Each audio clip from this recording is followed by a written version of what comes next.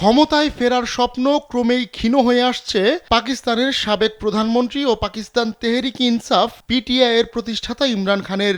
দুর্নীতির এক মামলায় তাকে 14 বছরের কারাদণ্ড দিয়েছে দেশটির একটি আদালত। একই মামলায় তার স্ত্রী বুশরা বিবিকে দেওয়া হয়েছে 7 বছরের কারাদণ্ড।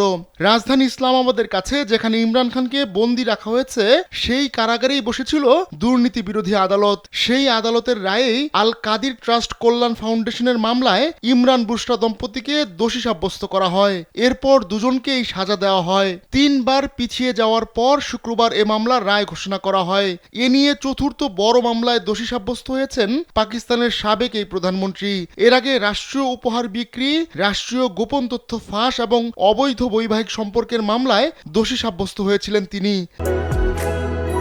বাংলাদেশের একমাত্র মাল্টিন্যাশনাল টাইলস ব্র্যান্ড আরএকে সিরামিক্স। অবশ্য পরবর্তীতে সেই মামলাগুলো বাতিল বা স্থগিত করা হয়। 2023 সালের আগস্ট থেকে কারাগারে রয়েছেন ইমরান খান। তার বিরুদ্ধে প্রায় 200টি মামলা রয়েছে। যদিও ইমরান খানের দাবি তার বিরুদ্ধে দায়ের করা এসব মামলা রাজনৈতিকভাবে উদ্দেশ্য প্রণোদিত। ক্ষমতা থেকে দূরে রাখতেই এসব মামলা দায়ের করা হয়েছে বলেও দাবি করেন তিনি।